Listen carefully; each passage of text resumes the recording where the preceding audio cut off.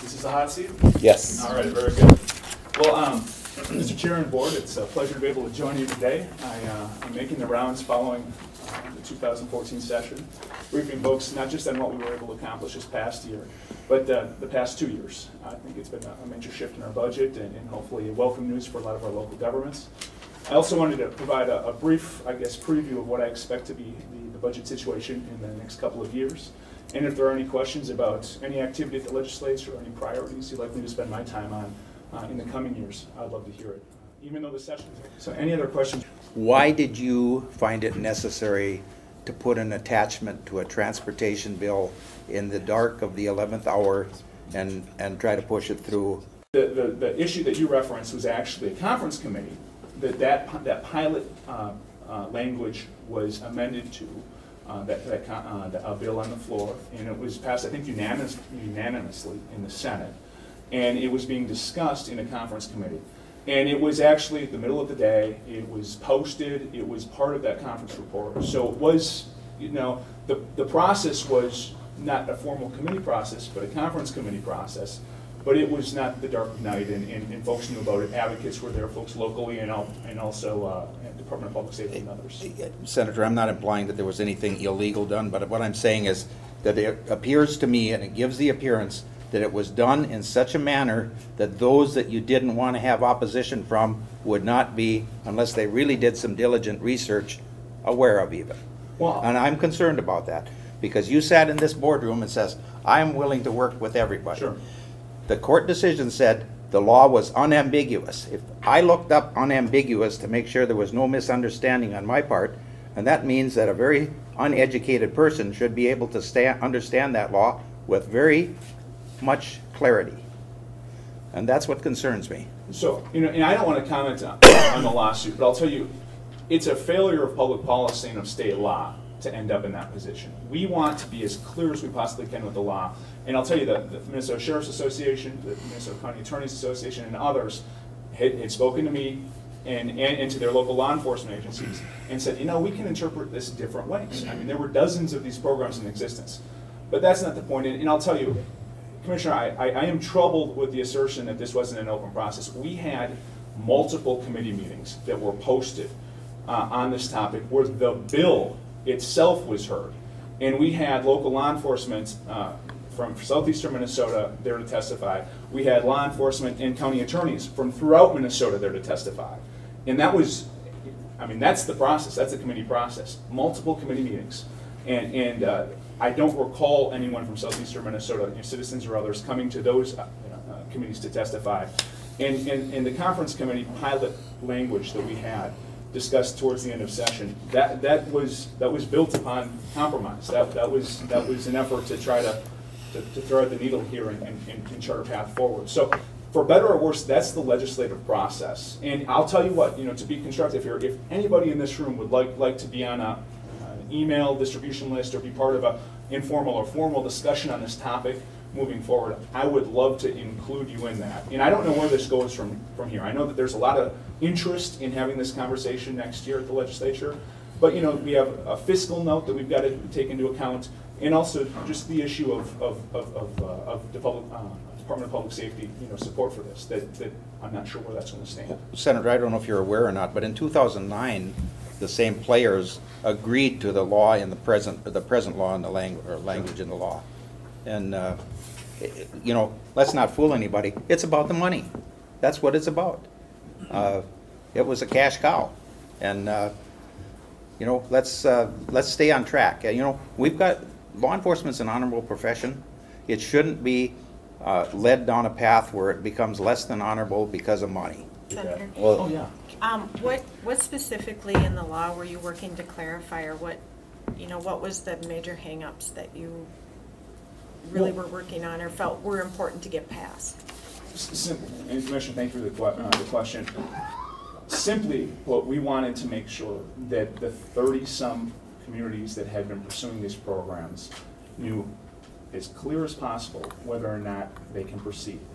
And these communities did not want to find themselves in a position where there was a subsequent lawsuit or there was any community strife or questioning as to the legality of the programs. So what we would do is we would set out a new statute, section in law that would create a driver safety diversion pilot program, and allow them to proceed for the points that I had raised earlier. Collect data, have an educational rigor to make sure that these, the educational component is legitimate. No cross-subsidization of other programs, so that every dollar that was raised was, in a fee, was put towards the actual administration of the program. You had that local unit of government authorization before any local law enforcement agency can move forward with them. Were you working with the state auditor as part of that legislation or that design of that pilot program? I spoke with the state auditor, and I also took her report to heart. I mean, I read it a couple of times, and I worked with Senate Counsel on pulling out what we could in terms of the valuable input that provided us. I'm not sure what's going to happen with this in the future. I certainly didn't run on this issue, but I see it as one that could benefit from a little bit of legislative attention moving forward. So. And I think just for clarity, I mean, I don't want to put words in any commissioner's mouth, but I think all of us, myself included, support a diversion program.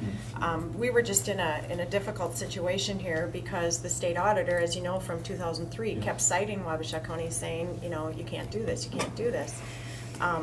And so then, as a commissioner, you get this report from the state auditor, and they're saying you're running an illegal program, or unauthorized. They didn't use the word illegal until after, but so you look at that and you go, well, how can I vote to approve expenditures out of this account if they're saying those monies don't belong to you, they belong to the state of Minnesota? And so, we had our inner ramblings here in this room with, arguments over clarifying the law and whatever. We couldn't get to the bottom of it. And so that's why Commissioner Harms and I and a group of citizens wanted to get clarity through the courts. And we have done that successfully now. But yeah, it's a very political issue because I can assure you, and if you want any of this information, I'd be happy to share. I have the court ruling. But back in 2009, when the new legislative diversion program, Chapter 169.999 was implemented.